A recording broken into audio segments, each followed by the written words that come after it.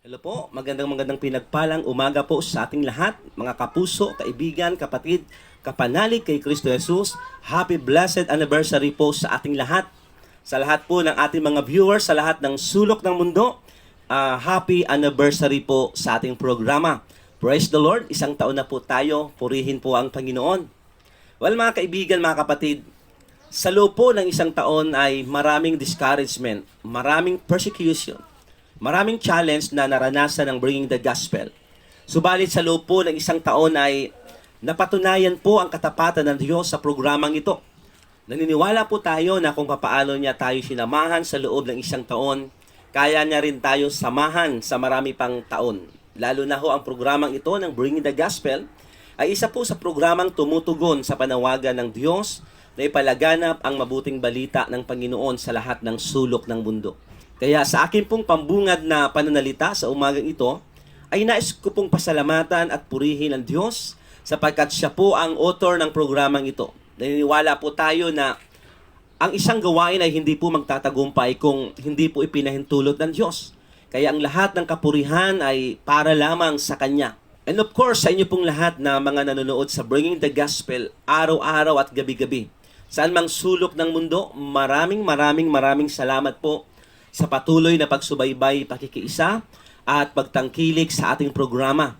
Kayo po ang dahilan kung bakit may Bringing the Gospel na isa po sa kapamaraanan ng Diyos upang abutin tayo at mapagpala ng kanyang mga salita. At sa pagpapatuloy po ng ating celebration sa umagang ito, nais ko pong i-recognize ang Panginoon sa buhay ng mga lingkod ng Diyos na naging partner natin sa programa ng Bringing the Gospel. Unang-una po ang aking kapatid sa laman at espiritu, Pastor Ricky Monzales ng BTG Bulan Sorsogon, na siyang ginamit ng Diyos upang i-motivate ang inyong lingkod na akuin at tanggapin ang panawagan ng Panginoon na dalhin po ang mabuting balita sa social media. Nagsimula po ang lahat ng ito sa isang panalangin at hangarin ng ating puso na dalhin ang gospel sa social media. Dahil nakita po natin ang patuloy na paglaganap ng mga maling information na napupulot ng mga tao sa Facebook. Alam naman po natin na ang Facebook ay madalas ginagamit sa kamalian. Dito mo makikita ang mga iba't ibang saloobin ng mga tao, mga sama ng loob, paninira sa kapwa, pag-aaway-away, mga iba't ibang hugot na pinagmumula ng kaguluhan, pinagmumula ng away sa mga politiko, pinagmumula ng kaguluhan, mga politiko nag-aaway-away, kapitbahay, kaibigan, at sa social media rin po madalas makikita at mapapanood ang iba't ibang immoral na entertainment, mga kamunduhan na kung saan po ay lumalason sa isipan ng mga tao, lalo na ng mga kabataan. At personally, napakalaki po ng aking pangamba sa kawalang kontrol at kawalang disiplina ng tao sa paggamit ng social media, na kapag ang mga Kristiyano po ay walang gagawin sa ating kapanahunan upang ipalaganap ang salita ng Diyos sa maraming tao, lalo na sa social media, napakarami pa po at mas malaki pa ang pwedeng ma-damage ng social media sa buhay ng mga tao. Lalo na sa panahon natin ngayon, mga kapatid, na madalas ang Facebook ang partner ng karamihan. Pagising sa umaga, Facebook kaagad.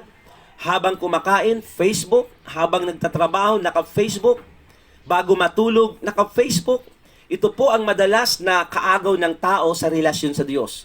So, sa sobrang laya po ng mga tao sa paggamit ng social media, ay napakalaki po ng tsansa na malaso ng isip ng mga tao. Dahil hindi po ito napipigilan yung paglaganap ng mga bad news or bad information, lalo na po sa Facebook or social media. Padami ng padami, palala ng palala, pasama ng pasama. At salamat na lang sa Panginoon na inilagay po sa puso natin ang passion na pasukin ang Facebook at dalhin dito ang salita ng Diyos, sapagkat naniniwala po tayo na hindi pa huli ang lahat. Ang salita ho ng Diyos ang ating pag-asa. Kung maraming buhay man ang nasira ng maling paggamit ng Facebook, ang salita naman ng Diyos ay nag-aayos ng sirang buhay at relasyon. At naniniwala po tayo sa kapangyarihan ng salita ng Diyos na kayang magbago ng buhay ng mga tao. So ito po ang nag-udyok sa atin na pasukin ang Facebook. at dalhin po dito ang mabuting balita ng Panginoon. At salamat po sa Diyos sa buhay ng ating kapatid, Pastor Ricky Monsales, na naging katuwang po natin sa mabilis na pagsulong ng programang ito ng Bringing the Gospel Facebook Live Daily. Kaya noon pong April 9, alas 8 ng gabi, unang lumabas ang Bringing the Gospel sa Facebook sa lugar po ng Bulan, Sorsogon. Dito po ipinanganak ang programang ito. Kaya sa lahat po ng mga taga-Bulan, marhay na adlaw tabi sa Indugabos. Now, ilang buwan po ang lumipas, nakilala naman po natin si Pastor Gilbert Ladislao ng BTG Tansa Cavite. Siya po ay kung tawagin sa Facebook noon ay Good Samaritan dahil meron siyang pusong tulungin. Praise God po. At dahil nakita po niya ang kahalagahan ng pangangaral ng Ebanghelyo ng Panginoon sa Facebook, siya po ay nakipag-partner sa atin at nakita ko po sa kanya ang kasipagang ipangaral ang mabuting balita na kahit sa loob po ng kanyang sasakyan sa panahon ng kanyang pagbibiyahe, kapag oras na po ng kanyang programa, ay kinakailangan po niyang ihinto ang sasakyan para mangaral ng salita ng Diyos. So salamat po sa buhay ng ating kapatid, Pastor Gilbert Ladislao. Purihin po ang Diyos sa iyong buhay. Lumipas po ang ilang araw, through Pastor Gilbert Ladislao, nirecommend po niya sa atin ang isa pang napakasipag na lingkod ng Diyos mula naman sa BTG Davao, na sa sobrang sipag po niya ay hinangaan ko talaga siya pagdating sa kanyang kasipagan, sapagkat nung panahon nang siya'y nagdadalang tao, hindi ko nga alam na siya'y nagdadalang tao, pero siya po ay hindi talaga mapigilang magpahayag ng salita ng Diyos. At kapag wala po ang inyong lingkod, siya po ang madalas na sumasalo sa atin. At napaka-supported po niya pagdating po sa programa ng Bringing the Gospel. Praise the Lord! Maraming salamat po sa Diyos sa buhay mo, Pastora Jentan. God use you more po. Patuloy lamang po natin parangalan ang Diyos.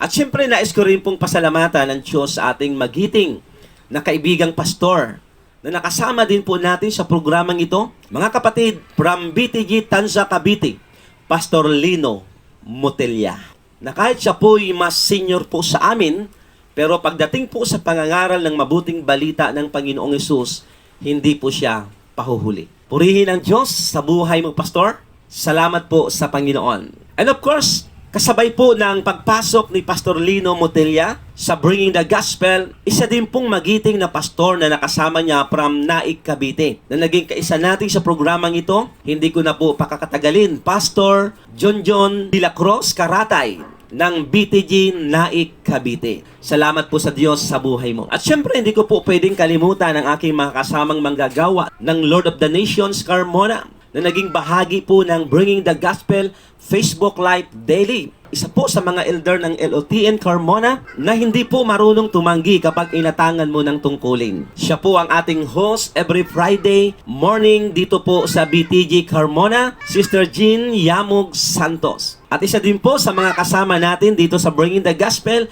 siya po ay kasalukuyang nasa operation ng LOTN Church Carmona at host ng BTG every Saturday in the evening, Sister Bioli Clemente. Siyempre, kung mayroon tayong kasamang elder at operation, hindi pwedeng wala yung nasa worship team ministry. Ladies and gentlemen, ang head ng music ministry ng LOTN Carmona, Sister Myren Dakutanan. Minsan host ng ating musical edition ng Bringing the Gospel Carmona at ginagamit din ng Diyos sa pagpapahayag ng salita niya dito sa programang ito. At ngayon mga kapatid, gusto ko pong ipabatid sa inyo na hindi ko po pwedeng kalimutan ang mahalagang partner ng aking buhay. Hindi lamang dito sa BTG, kundi sa puso ko, at partner ko siya sa lahat ng bagay. Mga kapatid, mga kaibigan, ang aking nag-iisa at pinakamamahal na asawa, Sister Jackie Lo Monsales. Salamat sa Diyos sa buhay ng aking asawa at sa isang taong nagtiyaga na sinamahan niya ako sa gawain ito. So sobrang thankful po talaga ako sa Diyos dahil napaka-supported po niya sa anumang ministry na ipinagkatiwala po sa atin ng Panginoon. So God bless po sa aking asawa, Sister Jackie Lo Monsales. Glory to God po. Siyempre sa aking anak na panganay na siyang madalas na nag-ooperate ng ating studio at minsan na rin natin nakasama sa pangangaral ng salita ng Diyos dito sa Bringing the Gospel. Ladies and gentlemen, ang aking kamukhang anak sa kagwapuhan, Brother Emmanuel Monzales. Yun ay kung papayag siya. Pero kung hindi siya papayag, okay lang yun. Magpaparaya po tayo. Basta't ito lang ang sigurado, may pinagmanahan siya. Kung kanino man siya nagmana, Diyos lang ang nakakaalam. Well, hindi po dito nagtatapos ang lahat. Dahil mayroon po tayong pinakabagong kasama sa Bringing the Gospel. Isa po sa naging mentor ko po pagdating sa evangelism, na kahit saan mang ipadala ng Panginoon, hindi niya inuurungan. Siya po ay may tapang na ipahayag ang mabuting balita ng Panginoon sa lahat ng tao. Mga kapatid, ang pastor na missionary, Pastor Eugene Dulanas. Praise the Lord, purihin po ang Diyos sa buhay mo, Pastor Eugene Dulanas. Welcome po sa Bringing the Gospel. At panguli po mga kapatid, gusto ko pong ipakilala sa inyo, purihin po ang Diyos sa kanyang buhay. Mga kaibigan, mga kapatid, ang host ng BTG Every Thursday Morning Edition, ang aking inaanak from BTG, Connecticut, USA, Sister Marta Biarnesa Agustin. Siya po ay meron ding account sa YouTube na pwede nyo pong panoorin ang kanyang mga preaching.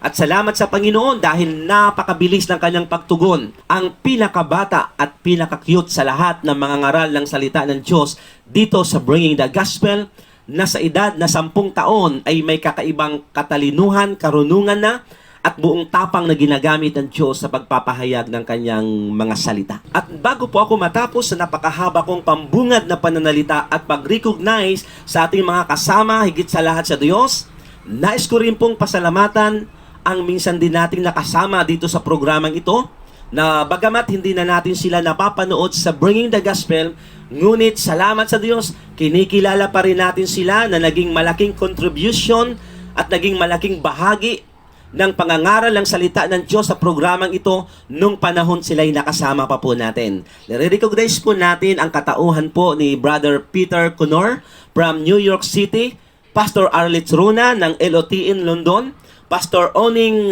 Diayon ng Davao, Pastor Christopher Nabo ng Bisaya, at Pastor Orlando Alado ng Pampanga. Thank you po mga servant of God. Na-appreciate po namin ang minsan na naging bahagi po kayo ng Bringing the Gospel. Nawa patuloy po tayo na maglingkod sa Panginoon saan man tayo ilagay ng Diyos na kanyang gawain. At sa lahat po ng mga darating pa na magiging bahagi ng programang ito, marami pa pong islat at welcome na welcome po ang lahat ng mga ngaral ng mabuting balita ng Panginoong Jesucristo sa programang ito. Gamitin po natin ang programang ito upang luwalhatiin ang Diyos at dalhin ang tao sa Diyos at sa kanyang salita. At syempre po sa inyong lahat, mga kapatid, na ngayon po ay nakatunghay sa programang ito, saan ka mang sulok ng mundo naroroon na napapanood nyo po ang Bringing the Gospel, maraming salamat po sa inyong lahat. Gusto po namin ipaalam na masaya po ang aming puso na makapaglingkod sa inyo sa anumang kapamaraan ng ipahintulot sa atin ng Diyos. Patuloy nawa tayong pagpalain ng Panginoon. Happy first anniversary sa ating lahat. God bless everyone. Enjoy lang po natin ang umagang ito at samahan po tayo lagi ng Panginoon. Ito po ang inyong lingkod, Pastor Alex Monsales ng Lord of the Nations, Carmona.